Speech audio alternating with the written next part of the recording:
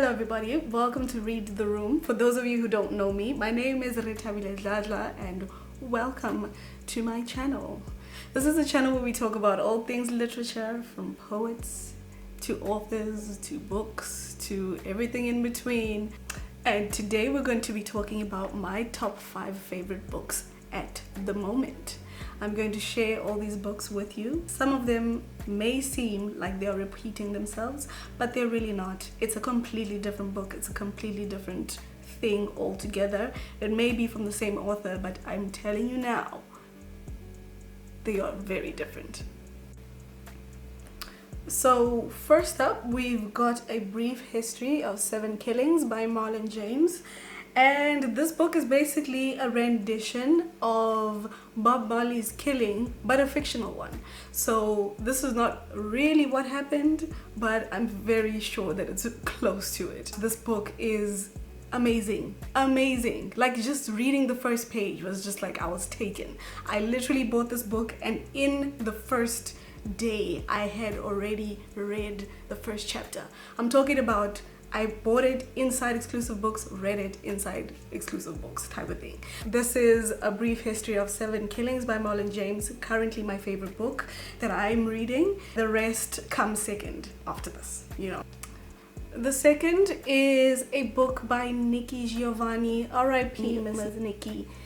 It's called Quilting the Black-Eyed Pea. It's a collection of poems, first of all. Like, she wrote a collection of poems that were dedicated to herself and dedicated to other people as well. A few people that I can mention: James Baldwin, the person that she did the infamous or famous interview with. She pays homage or tribute to Serena and Venus's father in this book, and she wrote a poem about them. So this is a poetry book that just, you know, embraces black beauty. It embraces blackness. It embraces everything about being black, you know? Yeah.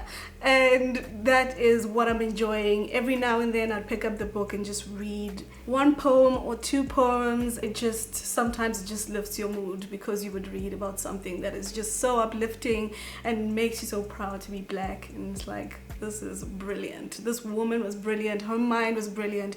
Everything about her was brilliant. So this is the poetry book that I lean towards when I'm looking for some sort of inspiration, you know? And then thirdly, I'm reading The Zulus of New York by Zakes Mda. This book was actually a gift from one of my colleagues at work, and it's been one of the most amazing books that I've actually ever read.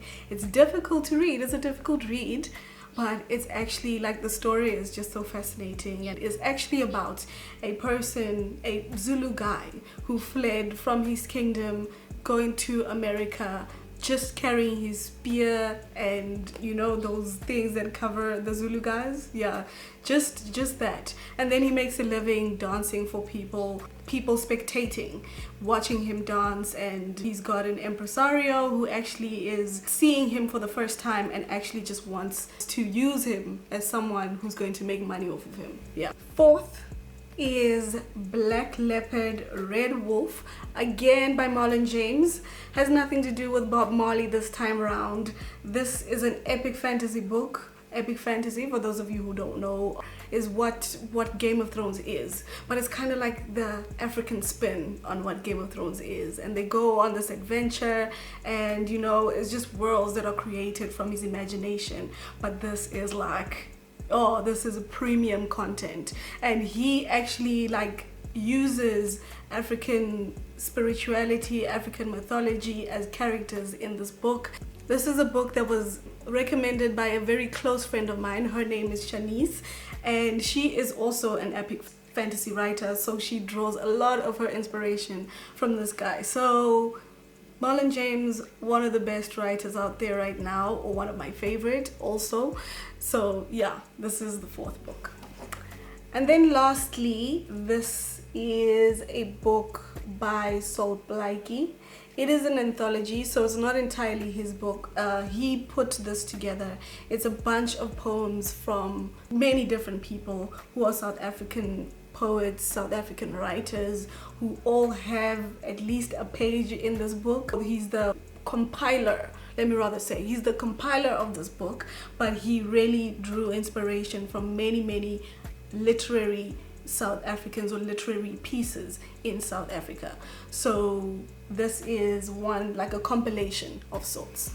Honorary mention to a book called The One Thing by Gary Keller. That is a self-help book that I'm reading right now. I always like to balance things out with a little self-help, you know, just to get myself motivated every time I need motivation or like inspiration or something, you know, to really focus on.